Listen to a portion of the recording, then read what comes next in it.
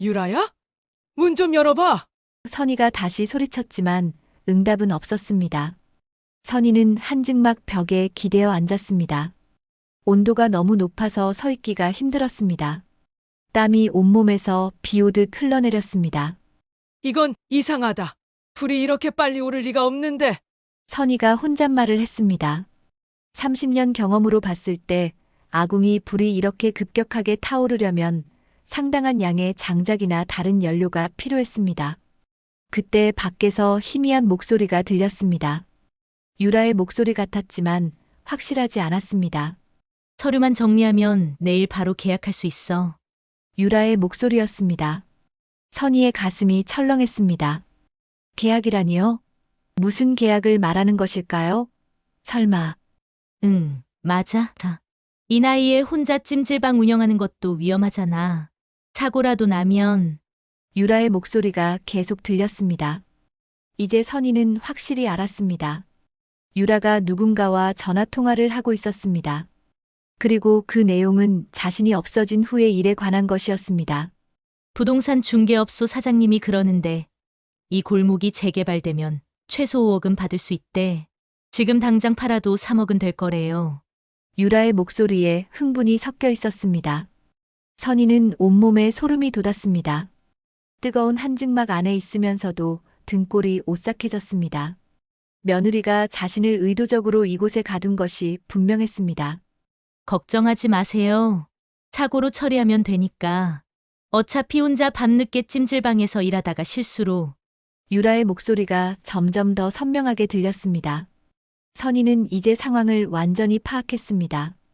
유라는 새로운 서비스를 제안한다는 핑계로 자신을 한증막에 가둔 것입니다. 그리고 온도를 계속 높여서 자신을 위험에 빠뜨리려는 것입니다. 도대체 무슨 일이 있었던 걸까요?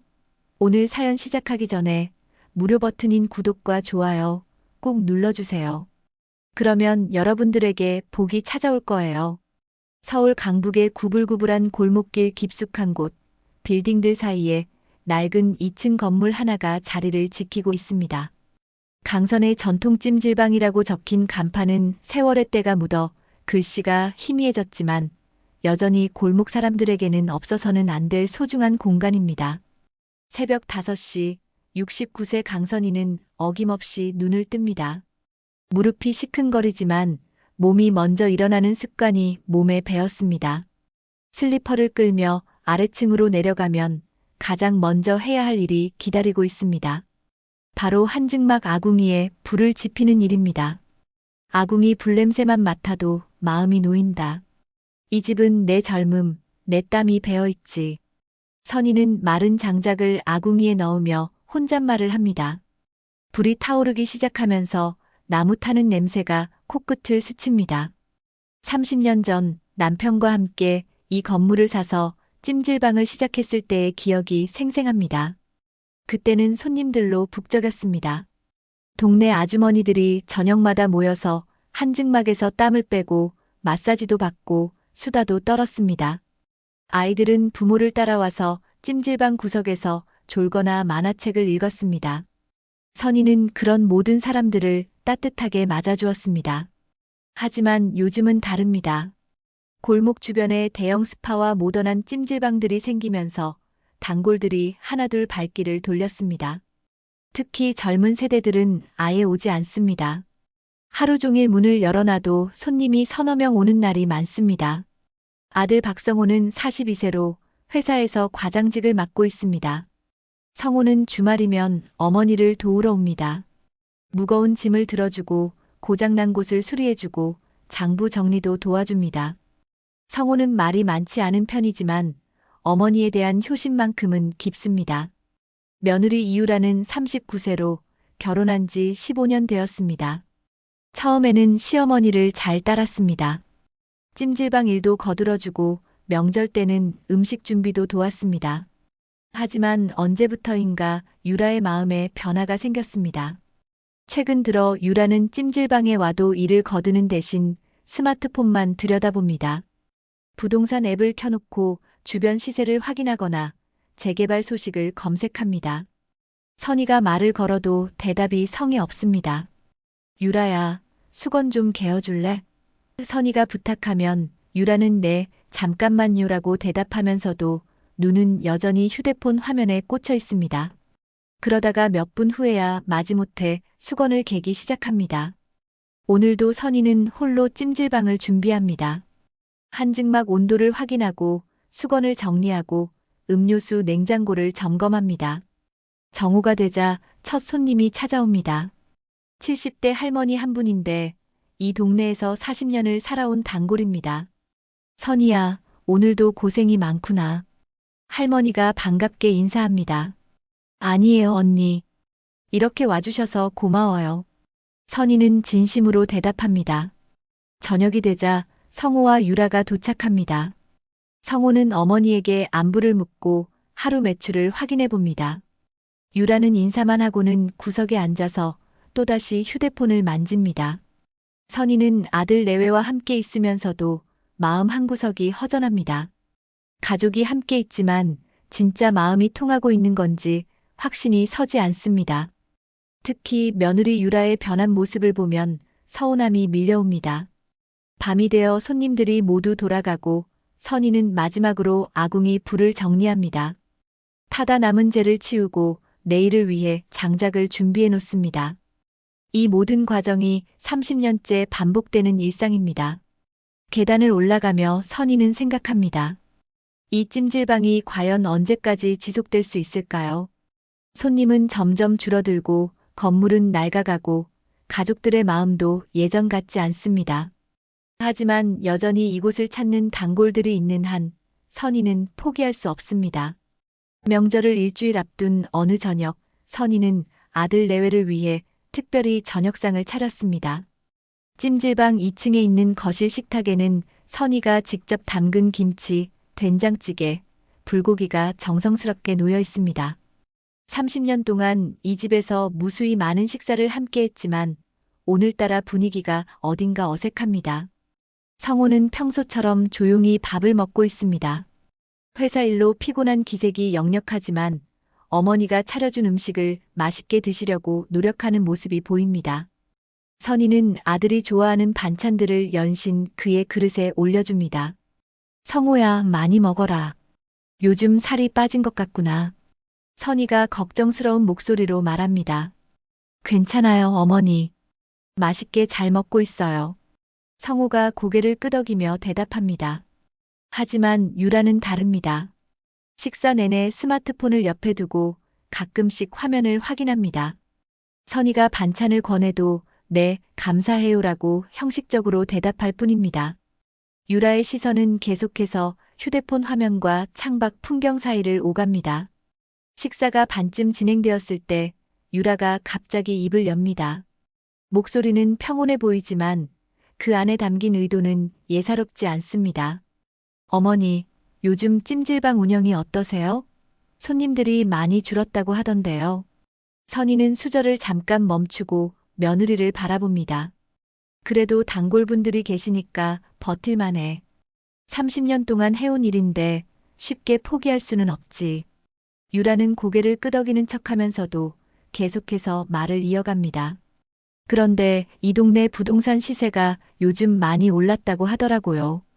특히 이 골목 주변이 재개발 예정 지역이라고 해서요. 성호가 불편한 표정으로 아내를 쳐다봅니다. 유라야, 식사 중에 그런 얘기를 왜 해? 하지만 유라는 멈추지 않습니다.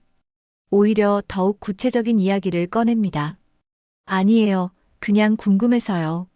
요즘 찜질방 찾는 손님도 줄고 건물 팔면 재개발 보상도 크다는데 어떻게 생각하세요? 선희의 얼굴이 굳어집니다. 30년 동안 지켜온 이 터전을 남편과 함께 일군 이 공간을 팔라는 이야기를 며느리 입에서 듣게 될 줄은 몰랐습니다. 하지만 선희는 감정을 억누르고 차분하게 대답합니다. 이 집은 내 시아버지와 내가 함께 지킨 터야. 쉽게 팔 생각 없어. 선희의 목소리에는 단호함이 담겨 있습니다. 유라는 선희의 반응을 예상했다는 듯이 미소를 지으며 말합니다. 물론 쉬운 결정은 아니겠죠. 하지만 현실적으로 생각해보면 이 나이에 힘든 일을 계속하실 필요가 있을까요? 팔고 나서 편하게 지내시는 것도 방법 아닐까요? 성호는 더 이상 참을 수 없다는 표정으로 수저를 내려놓습니다. 유라, 그만해. 어머니가 싫다고 하시는데 왜 계속 그런 얘기를 해? 난 그냥 어머니를 걱정해서 하는 말이에요. 요즘 젊은 사람들도 취업이 어려운데 우리도 미래를 생각해야 하지 않겠어요? 유라의 목소리에는 절박함이 섞여 있습니다. 선희는 며느리의 말을 들으면서 마음 한구석에서 불안이 번지는 것을 느낍니다. 유라가 이런 이야기를 꺼내는 것은 처음이 아닙니다. 몇 달 전부터 간간히 비슷한 말들을 해왔습니다. 처음에는 단순한 걱정으로 받아들였지만 점점 그 의도가 명확해지고 있습니다. 유라야, 내 마음은 고맙다. 하지만 이 집은 단순히 돈을 벌기 위한 장소가 아니야. 동네 사람들이 찾아오는 쉼터이기도 하고 나에게는 살아온 역사이기도 해. 선희가 진심을 담아 설명합니다. 유라는 잠깐 침묵하더니 다른 각도로 접근합니다. 어머니 말씀도 맞아요.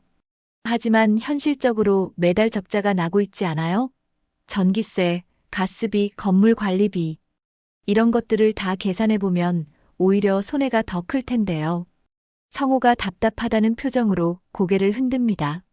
어머니가 하고 싶다고 하시는데 우리가 뭔 상관이야? 어머니 건물이잖아. 성호야, 너는 너무 단순하게 생각해. 우리 가족 전체의 미래를 생각해야지. 유라가 남편을 향해 날카롭게 말합니다. 선희는 아들 내외가 자신 때문에 다투는 모습을 보고 마음이 아픕니다. 가족이 함께 모인 저녁 식사가 이렇게 무거운 분위기로 흐를 줄은 몰랐습니다. 그만들 해라. 식사나 마저 하자. 선희가 중재하려 하지만 분위기는 이미 어색해질 대로 어색해졌습니다. 유라는 마지막으로 한마디 더 던집니다. 어머니, 전 그냥 모든 가족이 행복했으면 좋겠어요. 이 건물 때문에 어머니도 고생하시고 저희도 걱정이 되거든요. 식사를 마친 후 성호와 유라는 일찍 집으로 돌아갔습니다. 평소보다 대화가 적었고 작별 인사도 서둘렀습니다. 선희는 혼자 설거지를 하면서 오늘 저녁의 대화를 곱씹어 봅니다. 며느리의 말에 일리가 없는 것은 아닙니다. 실제로 찜질방 운영이 예전만큼 수익성이 좋지 않은 것도 사실입니다.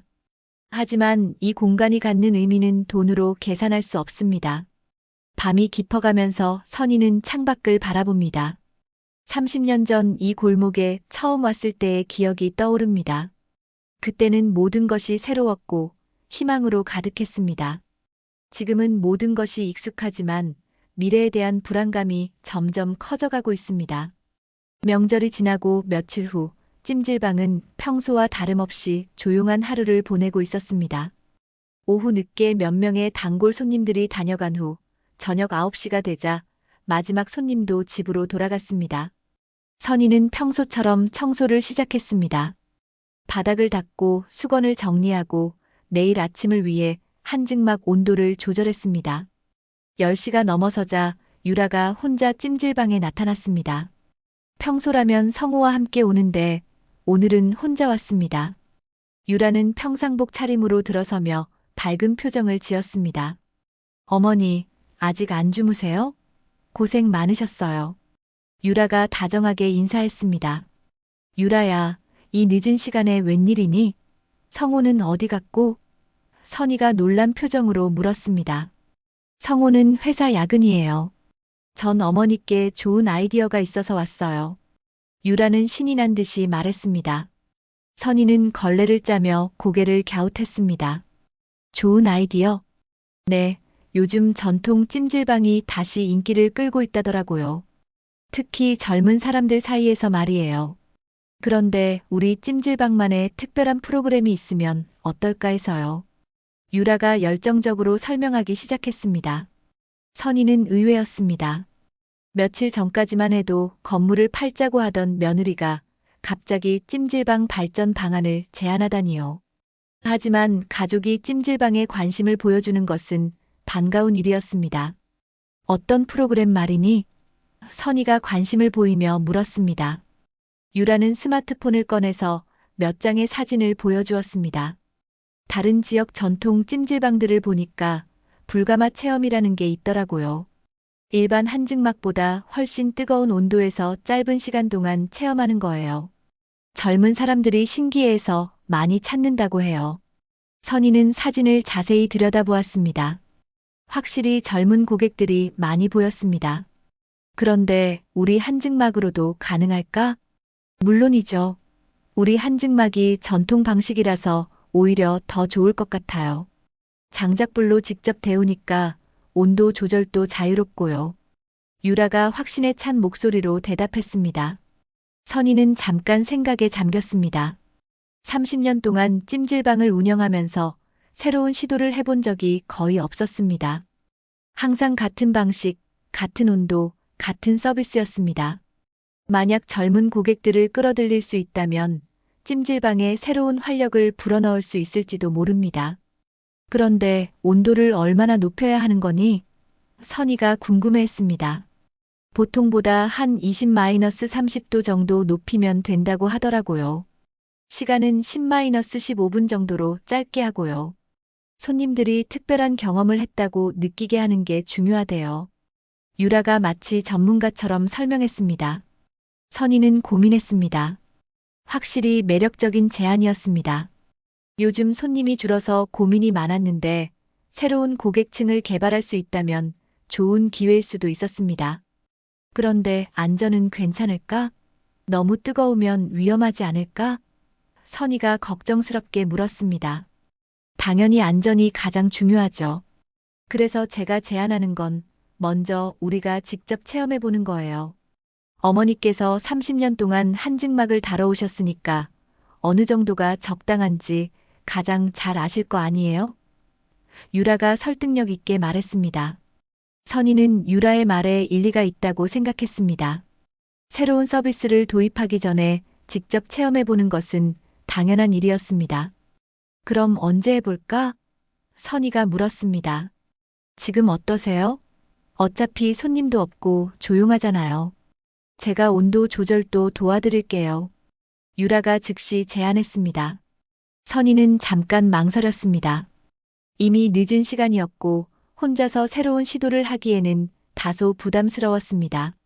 하지만 며느리가 이렇게 적극적으로 도움을 주겠다고 하는데 거절하기도 어려웠습니다. 그럼 한번 해보자. 하지만 조심스럽게 해야 해. 선희가 결심했습니다. 유라는 기뻐하며 준비를 시작했습니다. 제가 아궁이 불을 더 지펴드릴게요. 어머니는 한증막 안에서 온도가 어떤지 확인해 주세요. 선희는 한증막으로 들어갔습니다. 평소보다 조금 더 뜨거운 정도였습니다. 30년 경험으로 봤을 때 아직은 견딜만한 수준이었습니다. 어떠세요? 유라가 밖에서 물었습니다. 아직은 괜찮아. 조금 더 올려봐. 선희가 대답했습니다. 유라는 밖에서 열심히 장작을 더 넣었습니다. 불꽃이 더 크게 타오르기 시작했습니다. 한증막 안의 온도가 서서히 올라갔습니다. 이 정도면 어떠세요? 유라가 다시 물었습니다. 꽤 뜨겁네. 이 정도면 충분할 것 같아. 선희가 답했습니다. 그런데 이상했습니다. 유라가 대답을 하지 않았습니다. 선희는 문 쪽을 바라보았지만 유라의 모습이 보이지 않았습니다. 유라야, 어디 갔니? 선희가 소리쳤습니다. 밖에서 희미하게 유라의 목소리가 들렸습니다. 잠깐만요. 온도 조절하고 있어요. 하지만 온도는 계속 올라가고 있었습니다. 선희는 점점 불안해지기 시작했습니다. 30년 동안 한증막을 운영하면서 이렇게 빠르게 온도가 오르는 것을 본 적이 없었습니다. 유라야, 불을 줄여봐. 너무 뜨거워지고 있어. 선희가 큰 소리로 말했습니다. 하지만 밖에서는 아무 대답이 없었습니다. 오히려 온도는 더욱 빠르게 올라가고 있었습니다. 선희는 문으로 다가가서 문고리를 잡았습니다. 그런데 문이 열리지 않았습니다. 문고리를 아무리 돌려도 문이 열리지 않았습니다. 선희는 당황하며 문을 밀어보고 당겨보았지만 꿈쩍도 하지 않았습니다.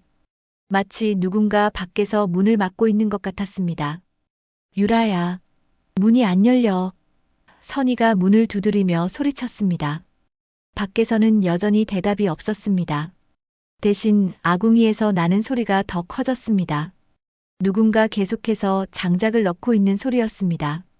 한증막 안의 온도가 급격하게 올라가기 시작했습니다. 선희는 30년 동안 한증막을 다뤄왔지만 이런 경험은 처음이었습니다. 평소 한증막의 온도는 섭씨 80도에서 90도 정도를 유지했는데 지금은 그보다 훨씬 뜨거웠습니다. 숨쉬기가 점점 어려워졌습니다. 유라야, 문 좀 열어봐. 선희가 다시 소리쳤지만 응답은 없었습니다. 이상했습니다. 분명히 몇 분 전까지만 해도 유라가 밖에서 대답을 했는데 갑자기 조용해졌습니다. 혹시 어디 갔나 하는 생각이 들었지만 아궁이에 장작 넣는 소리는 계속 들렸습니다. 선희는 한증막 벽에 기대어 앉았습니다. 온도가 너무 높아서 서 있기가 힘들었습니다. 땀이 온몸에서 비 오듯 흘러내렸습니다. 평소에는 이 정도 땀을 빼려면 1시간은 있어야 했는데 지금은 10분도 안 되어서 온몸이 땀으로 흠뻑 젖었습니다. 이건 이상하다. 불이 이렇게 빨리 오를 리가 없는데. 선희가 혼잣말을 했습니다. 30년 경험으로 봤을 때 아궁이 불이 이렇게 급격하게 타오르려면 상당한 양의 장작이나 다른 연료가 필요했습니다. 평소에 사용하는 마른 장작만으로는 불가능한 일이었습니다. 그때 밖에서 희미한 목소리가 들렸습니다. 유라의 목소리 같았지만 확실하지 않았습니다. 무언가를 중얼거리는 소리였습니다. 선희는 귀를 문에 대고 자세히 들어보았습니다. 처음에는 알아들을 수 없었지만 점점 또렷해졌습니다. 서류만 정리하면 내일 바로 계약할 수 있어. 유라의 목소리였습니다. 선희의 가슴이 철렁했습니다. 계약이라니요? 무슨 계약을 말하는 것일까요? 설마. 응, 맞아. 이 나이에 혼자 찜질방 운영하는 것도 위험하잖아. 사고라도 나면. 유라의 목소리가 계속 들렸습니다. 이제 선희는 확실히 알았습니다. 유라가 누군가와 전화 통화를 하고 있었습니다. 그리고 그 내용은 자신이 없어진 후의 일에 관한 것이었습니다. 부동산 중개업소 사장님이 그러는데 이 골목이 재개발되면 최소 5억은 받을 수 있대. 지금 당장 팔아도 3억은 될 거래요. 유라의 목소리에 흥분이 섞여 있었습니다. 선희는 온몸에 소름이 돋았습니다. 뜨거운 한증막 안에 있으면서도 등골이 오싹해졌습니다. 며느리가 자신을 의도적으로 이곳에 가둔 것이 분명했습니다. 걱정하지 마세요. 사고로 처리하면 되니까. 어차피 혼자 밤늦게 찜질방에서 일하다가 실수로. 유라의 목소리가 점점 더 선명하게 들렸습니다. 선희는 이제 상황을 완전히 파악했습니다. 유라는 새로운 서비스를 제안한다는 핑계로 자신을 한증막에 가둔 것입니다. 그리고 온도를 계속 높여서 자신을 위험에 빠뜨리려는 것입니다. 안 돼, 이럴 수는 없어. 선희가 다시 문을 두드렸습니다. 하지만 문은 여전히 열리지 않았습니다. 밖에서 무언가로 문을 막고 있는 것이 분명했습니다. 선희는 한증막 안을 둘러보았습니다. 다른 출구는 없었습니다. 창문도 없었습니다. 온도는 계속 올라가고 있었습니다. 이제는 숨쉬기가 정말 어려웠습니다. 뜨거운 공기가 폐로 들어올 때마다 가슴이 타는 것 같았습니다. 선희는 바닥에 주저앉았습니다. 서 있을 힘이 없었습니다. 머리가 어지러웠고 시야가 흐려지기 시작했습니다. 이렇게 끝날 수는 없어. 선희는 이를 악물었습니다. 30년 전 남편과 함께 이 찜질방을 시작했을 때의 기억이 떠올랐습니다. 그때는 모든 것이 어려웠지만 희망이 있었습니다. 손님들이 하나둘 늘어가면서 동네 사람들에게 꼭 필요한 공간이 되었습니다. 선희는 이 모든 추억들이 며느리의 탐욕 때문에 사라지는 것을 받아들일 수 없었습니다. 아직 포기하기에는 너무 이렸습니다. 밖에서 유라의 목소리가 또다시 들렸습니다. 네, 맞아요. 내일 아침에 발견되면 자연스럽게. 선희는 분노가 치밀어 올랐습니다. 하지만 동시에 차분해졌습니다. 이런 상황에서 감정적으로 행동해서는 안 되었습니다. 30년 동안 이 한증막을 관리해온 경험을 살려야 했습니다. 선희는 한증막의 구조를 머릿속으로 그려보았습니다. 혹시 놓친 것이 있을까요? 비상시를 위한 장치가 있었을까요? 그때 문득 기억이 났습니다.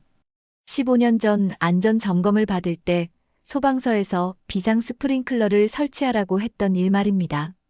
당시에는 비용이 부담되어서 망설였지만 결국 설치했었습니다. 선희는 천장을 올려다보았습니다. 어둠 속에서도 희미하게 스프링클러 헤드가 보였습니다. 그리고 그 옆에 빨간 손잡이가 있었습니다. 선희는 비상 스프링클러 손잡이를 발견했지만 문제가 있었습니다. 천장이 너무 높았습니다. 평소 같으면 의자나 발판을 가져다 놓고 올라갈 수 있었겠지만 한증막 안에는 아무것도 없었습니다. 그저 나무 벤치 하나만 벽에 붙어 있을 뿐이었습니다. 온도는 계속해서 올라가고 있었습니다. 이제는 섭씨 100도를 넘어선 것 같았습니다. 선희의 온몸에서 땀이 폭포수처럼 흘러내렸습니다. 옷이 완전히 젖어서 몸에 달라붙었습니다. 숨을 쉴 때마다 뜨거운 공기가 목구멍을 태우는 것 같았습니다. 으악! 선희가 신음소리를 냈습니다. 머리가 어지럽고 시야가 점점 흐려졌습니다. 이대로 가다가는 정말 위험할 것 같았습니다. 하지만 선희는 포기할 수 없었습니다. 벤치를 벽에서 떼어내려고 했지만 단단히 고정되어 있었습니다. 나사로 박혀 있어서 손으로는 어림도 없었습니다. 선희는 절망감이 밀려오는 것을 느꼈습니다. 그때 어린 시절의 기억이 떠올랐습니다. 6.25 전쟁이 끝난 직후 가족들과 함께 피난민 수용소에서 지냈던 시절 말입니다. 당시 선희는 10살이었습니다. 부모님은 전쟁 중에 돌아가셨고 선희는 오빠와 단둘이 남겨졌습니다. 수용소에서 가장 힘든 것은 추위와 배고픔이었습니다. 특히 겨울밤에는 난방이 제대로 되지 않아서 얼어 죽을 것 같았습니다. 그때 선희와 오빠는 서로를 껴안고 밤을 새웠습니다. 선희야, 우리가 살아남아야 부모님 제사도 지낼 수 있어. 절대 포기하면 안 돼. 오빠가 떨리는 목소리로 말했던 기억이 생생했습니다. 그 후 선희는 온갖 어려움을 겪으면서도 살아남았습니다. 고아원에서 자라면서 공부를 했고 성인이 되어서는 공장에서 일하며 돈을 모았습니다. 그리고 20살에 남편을 만나서 결혼했습니다. 남편과 함께 찜질방을 시작할 때도 쉽지 않았습니다. 돈도 부족했고 경험도 없었습니다. 하지만 둘이 힘을 합쳐서 하나씩 해나갔습니다. 밤낮 없이 일했습니다. 손님 한 명 한 명을 정성껏 모셨습니다.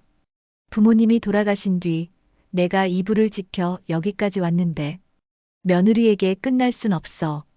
선희가 이를 악물며 중얼거렸습니다. 그때 밖에서 목소리가 들렸습니다. 이번에는 유라의 목소리가 아니었습니다. 남자 목소리였습니다. 성호의 목소리였습니다. 유라, 이게 뭐 하는 짓이야? 성호의 목소리에는 당황과 분노가 섞여 있었습니다. 성호야, 너 왜 이렇게 빨리 왔어? 유라가 당황한 목소리로 대답했습니다. 회사에서 일찍 끝나서 왔는데 여기서 뭐 하고 있는 거야? 어머니는 어디 계시고? 성호가 다그치듯 물었습니다. 선희는 희망이 생겼습니다. 아들이 온 것입니다. 이제 구출될 수 있을 것 같았습니다. 어머니, 어머니. 선희가 있는 힘을 다해 소리쳤습니다. 어머니 목소리다. 어머니가 한증막에 계신 거야? 성호가 놀란 목소리로 말했습니다. 아, 그게 어머니께서 새로운 서비스 체험을 해보시겠다고 해서. 유라가 더듬거리며 변명했습니다. 이 시간에? 그리고 왜 이렇게 뜨거워? 평소보다 훨씬 뜨겁잖아. 성호의 목소리가 점점 커졌습니다.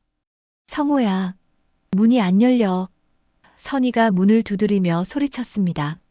어머니, 잠깐만요. 지금 열어드릴게요. 성호가 급하게 대답했습니다. 그런데 이상했습니다.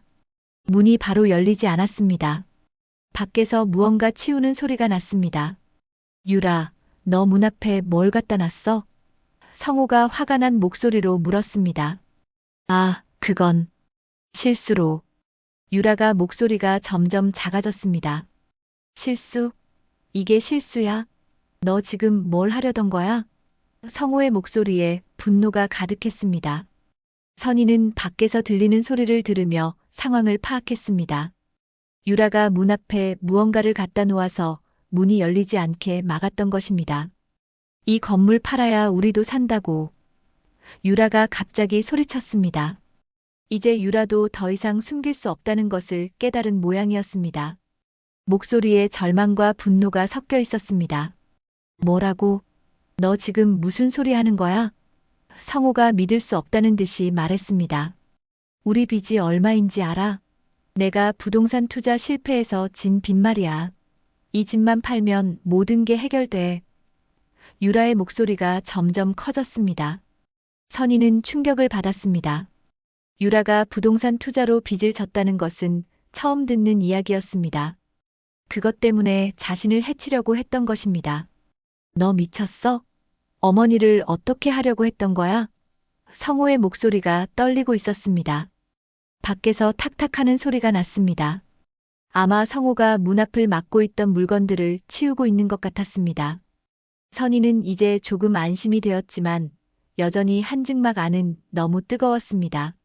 하루빨리 나가야 했습니다.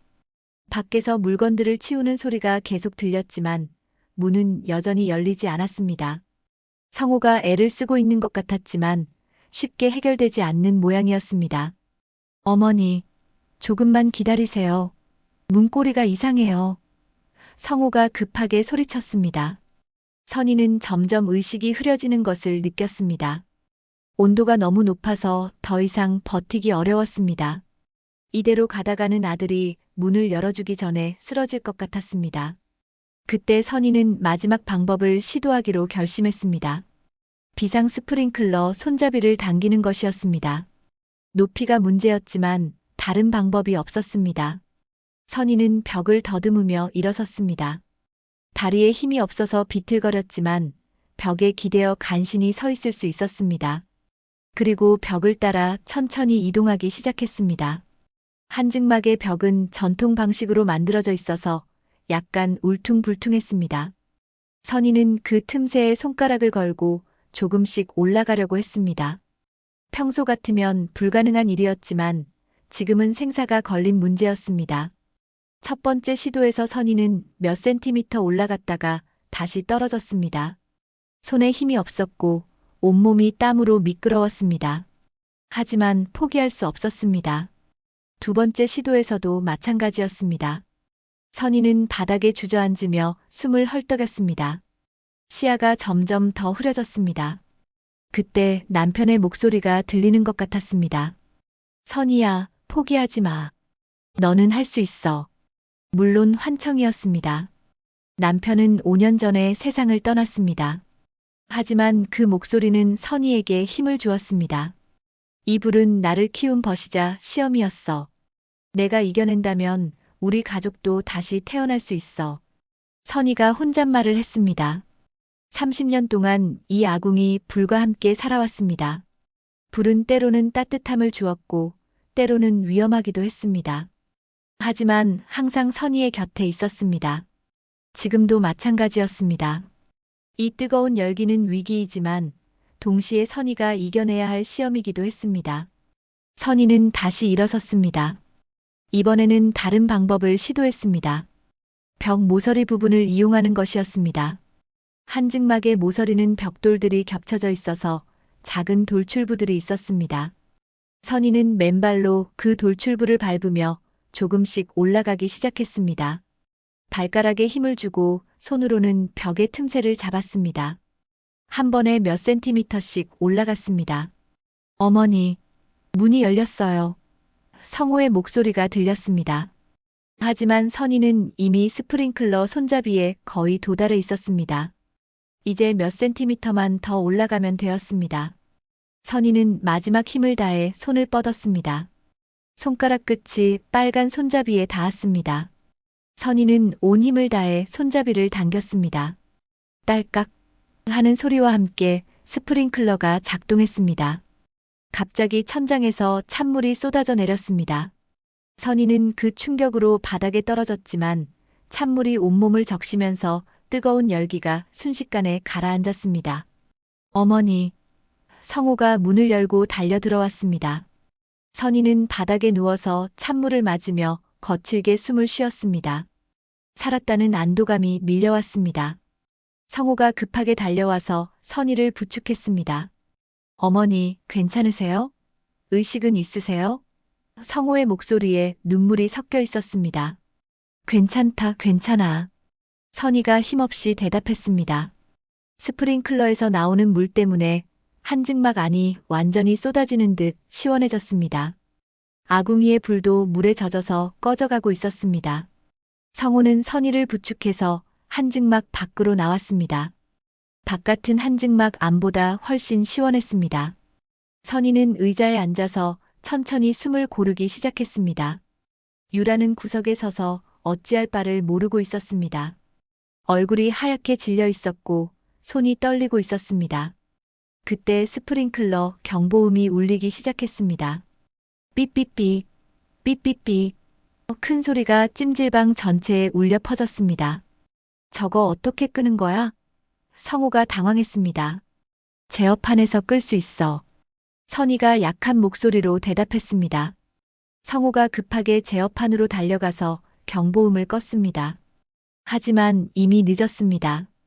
경보음이 5분 이상 울렸기 때문에 자동으로 소방서와 경찰서에 신고가 접수되었을 것입니다. 어머니, 병원에 가야 해요. 성호가 걱정스럽게 말했습니다. 아니야, 괜찮다. 잠깐 쉬면 괜찮아질 거야. 선희는 고개를 저었습니다. 하지만 몸의 상태는 좋지 않았습니다. 탈수 증상이 심했고 어지러움도 계속되었습니다. 그래도 의식은 또렷했습니다. 몇 분 후 사이렌 소리가 들렸습니다. 소방차와 경찰차가 동시에 도착한 것 같았습니다. 곧이어 찜질방 문이 열리면서 소방관들과 경찰관들이 들어왔습니다. 신고 접수했습니다. 화재 상황이 어떻게 되나요? 소방관이 물었습니다. 화재는 아니고 스프링클러가 오작동했어요. 성호가 대답했습니다. 경찰관이 상황을 살펴보더니 유라를 쳐다보았습니다. 혹시 다른 문제는 없나요? 신고 내용을 보니 단순한 오작동 같지는 않은데요. 유라는 더욱 창백해졌습니다. 이제 숨길 수 없다는 것을 깨달은 것 같았습니다. 선희는 젖은 한복을 입고 의자에 앉아 있으면서 이 모든 상황을 지켜보았습니다. 30분 전만 해도 생사의 갈림길에 서 있었는데 지금은 구조되었습니다. 하지만 진짜 문제는 이제부터 시작이었습니다. 경찰관과 소방관들이 상황을 파악하기 시작했습니다. 한증막 안을 조사해본 소방관은 고개를 갸웃했습니다. 이상하네요. 아궁이에 장작이 평소보다 훨씬 많이 들어가 있어요. 그리고 문 앞에 무거운 물건들이 있었던 흔적도 보이고요. 소방관이 경찰관에게 보고했습니다. 경찰관은 성호와 유라를 번갈아 쳐다보았습니다. 정확히 어떤 상황이었는지 설명해 주시겠습니까? 성호가 먼저 입을 열었습니다. 제가 회사에서 일찍 끝나서 왔는데 아내가 여기 있더라고요. 그런데 어머니가 한증막에 갇혀 계셨어요. 갇혀 있었다는 것은 무슨 의미인가요? 경찰관이 자세히 물었습니다. 문이 열리지 않았어요. 문 앞에 의자와 선반 같은 것들이 놓여 있어서. 성호의 목소리가 떨렸습니다. 경찰관이 유라를 향해 시선을 돌렸습니다. 부인께서는 어떻게 설명하시겠습니까? 유라는 한동안 말이 없었습니다. 손을 비비며 시선을 바닥에 고정하고 있었습니다. 선희는 젖은 한복을 입은 채로 의자에 앉아서 며느리를 바라보았습니다. 유라야. 선희가 조용히 불렀습니다. 유라는 고개를 들어 시어머니를 보았습니다. 선희의 눈에는 분노보다는 실망감이 가득했습니다. 이제 말해봐. 왜 그랬는지. 선희의 목소리는 차분했지만 단호했습니다. 유라의 눈에서 눈물이 흘러내리기 시작했습니다. 더 이상 숨길 수 없다는 것을 깨달은 것 같았습니다. 죄송해요. 죄송합니다. 유라가 무릎을 꿇으며 울먹였습니다. 죄송하다고 해서 끝날 일이 아니야. 너 지금 뭘 하려고 했는지 알고 있어? 성호가 분노에 찬 목소리로 말했습니다. 경찰관이 상황을 진정시키려 했습니다. 일단 차분히 이야기해 봅시다. 부인, 정확히 무슨 일이 있었는지 말씀해 주세요. 유라는 한참 동안 흐느끼더니 천천히 입을 열었습니다. 저희가 빚이 있어요. 제가 부동산 투자를 잘못해서. 얼마나? 성호가 날카롭게 물었습니다. 2억. 아니, 2억 5천만 원. 유라의 목소리가 점점 작아졌습니다. 성호는 충격을 받은 표정이었습니다. 2억 5천? 너 나한테 5천만 원이라고 했잖아. 미안해. 계속 불어났어. 이자가 복리로 붙어서. 유라가 고개를 숙였습니다. 선희는 이제 모든 상황을 이해했습니다. 며느리가 투자 실패로 큰 빚을 지게 되었고 그것을 해결하기 위해 찜질방 건물을 노렸던 것입니다. 그래서 나를 어떻게 하려고 했던 거니? 선희가 차분하게 물었습니다. 유라는 더욱 심하게 울기 시작했습니다. 두려웠어요. 이 집만 팔면 모든 게 해결될 줄 알았어요. 하지만 어머니께서 절대 안 판다고 하시니까. 그래서 나를 없애려고 했다는 거야? 선희의 목소리에 분노가 섞이기 시작했습니다. 아니에요. 그냥 실신하시면 119에 신고해서 병원에 모셔다 드릴 생각이었어요. 그러면 어머니께서 찜질방 운영이 위험하다는 걸 깨달으실 줄 알았어요. 유라가 변명했습니다. 거짓말. 성호가 소리쳤습니다. 내가 들었어. 너 전화로 누구랑 얘기하는 거 사고로 처리한다고 했잖아. 유라는 더 이상 변명할 수 없었습니다. 결국 진실을 털어놓기 시작했습니다. 채권자들이 계속 독촉해서 이번 주까지 돈을 못 갚으면 정말 큰일 날 상황이었어요. 그래서 부동산 중개업소에서 아는 사람에게 상담받았는데 이 건물을 팔면 빚을 다 갚고도 남을 거라고 하더라고요. 선희는 며느리의 말을 들으며 마음이 복잡했습니다. 분노도 있었지만 동시에 안타까움도 있었습니다. 집은 돈으로 사도 추억은 못 사는 거야. 너희가 진짜 원하는 게 돈뿐이니? 선희가 슬픈 목소리로 물었습니다. 성호는 어머니 앞에서 무릎을 꿇었습니다. 어머니, 죄송합니다. 제가 아내를 제대로 못 봤어요. 이런 일이 일어날 줄 몰랐어요. 성호야, 너까지 무릎 꿇을 필요 없어. 일어나. 선희가 아들을 일으켜 세웠습니다. 경찰관이 상황을 정리했습니다. 일단 고의로 문을 막고 위험에 빠뜨린 것은 명백해 보입니다. 부인, 경찰서에 동행해 주셔야겠습니다. 유라는 체념한 표정으로 고개를 끄덕였습니다. 네, 알겠습니다. 그때 선희가 일어섰습니다. 젖은 한복 차림이었지만 당당한 모습이었습니다. 잠깐만요, 경찰관님. 선희가 말했습니다. 네, 말씀하세요. 며느리가 잘못한 건 맞지만 가족끼리 해결할 수 있는 방법이 있을까요? 선희가 조심스럽게 물었습니다. 성호는 놀란 표정이었습니다. 어머니, 왜 유라를 감싸세요? 저 사람이 어머니를 죽이려고 했는데요. 죽이려고 한 건 아니야. 다만 잘못된 방법으로 문제를 해결하려고 했을 뿐이지. 선희가 차분하게 말했습니다. 경찰관은 잠깐 생각하더니 말했습니다. 피해자가 원하신다면 합의할 수도 있습니다. 하지만 이런 일이 다시 일어나지 않는다는 보장이 있어야죠. 선희는 유라를 바라보았습니다. 유라야, 정말 잘못했다고 생각하니? 유라는 고개를 끄덕이며 눈물을 흘렸습니다. 네, 정말 죄송해요. 돌이킬 수 있다면 돌이키고 싶어요. 그럼 내 조건을 들어봐. 선희가 말했습니다. 경찰 조사가 끝난 지 일주일이 지났습니다. 유라는 고의 감금과 방화미수 혐의로 기소되었지만 선희의 탄원서와 성호의 간절한 부탁 덕분에 집행유예만 받고 풀려났습니다. 법정에서 유라는 진심으로 반성한다고 눈물을 흘렸고 판사도 가족 간의 일이라는 점을 고려해 관대한 판결을 내렸습니다. 하지만 선희의 마음속에는 여전히 복잡한 감정들이 자리 잡고 있었습니다. 며느리를 용서했지만 완전히 잊을 수는 없었습니다. 특히 유라가 전화로 사고로 처리하면 된다고 말했던 것이 계속 머릿속에 맴돌았습니다. 며칠 후 어느 저녁 선희는 유라에게 전화를 걸었습니다. 목소리는 평소와 다름없이 차분했습니다. 유라야, 마지막으로 이야기할 기회를 주마. 내가 원했던 그 계약서. 직접 보러 와라. 유라는 전화를 받고 잠깐 망설였습니다. 하지만 여전히 마음 한구석에 남아있던 돈에 대한 욕심을 완전히 버리지 못했습니다. 혹시 시어머니가 마음을 바꿔서 건물을 팔기로 결심한 것일까요? 어머니, 정말 그 이야기를 하시려는 거예요? 유라가 조심스럽게 물었습니다. 그래, 와봐. 하지만 혼자 와. 선희가 단호하게 말했습니다.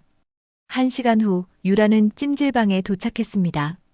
입구에서부터 뭔가 달라진 느낌이 들었습니다. 간판이 새로 교체되었고 내부도 리모델링을 한 것 같았습니다. 한증막 구역은 더욱 화려하게 꾸며져 있었습니다. 어머니, 여기 많이 바뀌었네요.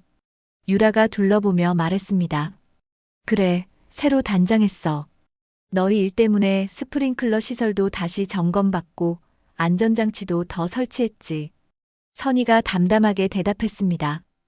유라는 내심 기대감을 감출 수 없었습니다. 시어머니가 이렇게 돈을 들여서 리모델링을 했다는 것은 분명히 팔 준비를 하고 있다는 뜻일 것입니다.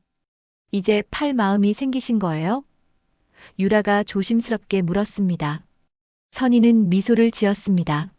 하지만 그 미소에는 따뜻함보다는 차가운 무언가가 숨어 있었습니다. 그래, 팔 거다. 다만 조건이 있지. 선희가 말했습니다. 유라의 눈이 반짝였습니다. 어떤 조건이요? 선희는 미리 준비해둔 서류 봉투를 꺼냈습니다. 그리고 그 옆에 작은 녹음기를 하나 더 올려놓았습니다. 이게 뭐예요? 유라가 궁금해했습니다. 먼저 이것부터 들어봐. 선희가 녹음기의 재생 버튼을 눌렀습니다. 녹음기에서 유라의 목소리가 흘러나왔습니다. 일주일 전 그날 밤 한증막 밖에서 전화통화를 했던 내용이 고스란히 담겨 있었습니다. 서류만 정리하면 내일 바로 계약할 수 있어. 사고로 처리하면 되니까. 어차피 혼자 밤늦게 찜질방에서 일하다가 실수로. 유라의 얼굴이 순식간에 하얗게 질렸습니다. 손이 떨리기 시작했습니다. 이게 뭐예요? 유라가 목소리를 떨며 물었습니다. 내가 그날 밤 한 말들이야. 한증막에는 원래 비상용 녹음 장치가 있었어. 30년 전에 설치한 거라서 너는 몰랐겠지만. 선희가 차분하게 설명했습니다. 실제로는 그런 장치는 없었습니다. 선희가 그날 밤 위기 상황에서 스마트폰으로 녹음한 것이었습니다. 하지만 유라는 그 사실을 알 리가 없었습니다. 내가 원했던 명예 이전. 이 증거를 들고 내가 소송을 걸면 넌 다시 감옥행이야. 이번에는 집행유예가 아니라 실형을 받을 거고. 선희가 냉정하게 말했습니다. 유라는 완전히 절망에 빠졌습니다. 어머니, 제발. 대신 내 제안을 받아들이면 조용히 끝내주지. 선희가 서류 봉투를 열었습니다. 봉투 안에는 여러 장의 법적 서류가 들어 있었습니다. 선희는 그 서류들을 하나씩 유라 앞에 펼쳐놓았습니다. 첫 번째, 이 건물에 대한 모든 상속권 포기 각서야. 성호도 포함해서. 선희가 첫 번째 서류를 가리켰습니다. 두 번째, 내 명의로 된 모든 재산 목록이야. 아파트, 예금, 주식까지 다 포함해서. 선희가 두 번째 서류를 보여주었습니다. 세 번째, 그 재산의 30%를 불우이웃 기금으로 기부하는 서약서야. 선희가 마지막 서류를 내밀었습니다. 유라는 믿을 수 없다는 표정이었습니다. 어머니, 이건 너무 심하잖아요. 심해? 너는 나를 죽이려고 했어. 이 정도도 가벼운 거야. 선희의 목소리에 차가운 분노가 담겨 있었습니다. 유라는 서류를 다시 읽어보았습니다. 이 조건들을 다 받아들이면 가진 재산의 상당 부분을 잃게 되었습니다. 하지만 거절하면 감옥에 가야 했습니다. 시간을 줄 테니까 천천히 생각해봐. 하지만 내일까지만. 선희가 말했습니다. 그때 선희는 벽난로 쪽으로 걸어가서 장작을 하나 더 넣었습니다. 불꽃이 더 크게 타올랐습니다. 한증막은 아니었지만 불을 보는 것만으로도 그날 밤의 기억이 되살아났습니다. 어머니, 유라가 떨리는 목소리로 말했습니다. 뭐야? 선희가 불을 바라보며 대답했습니다. 정말 용서 못하시는 거예요? 유라가 간절하게 물었습니다. 선희는 한참 동안 불꽃을 바라보았습니다. 그리고 천천히 고개를 돌려 유라를 바라보았습니다. 용서는 했어. 하지만 잊을 수는 없어. 그리고 같은 일이 다시 일어나지 않게 하려면 확실한 조치가 필요하지. 선희가 조용히 말했습니다. 유라는 결국 서류에 도장을 찍었습니다. 다른 선택이 없었습니다. 욕심을 부리다가 모든 것을 잃을 뻔했던 자신이 원망스러웠습니다. 서류 작성이 끝나자 선희는 벽난로에 불을 한 번 더 크게 덮였습니다. 불꽃이 활활 타올랐습니다. 불은 따뜻함을 주기도 하지만 탐욕을 태우는 벌이 되기도 한다. 선희가 혼잣말을 했습니다. 유라는 아무 말 없이 고개를 떨군 채 찜질방을 나갔습니다. 뒷모습이 초라해 보였습니다. 선희는 혼자 남아서 뜨겁게 타오르는 화로를 바라보았습니다. 창밖으로는 잿빛 저녁 하늘이 펼쳐져 있었습니다. 이제 이 불은 내 것이자 내 정이다. 내 삶을 더럽히려는 자에게는 똑같이 뜨겁게 갚는다. 선희가 조용히 속삭였습니다.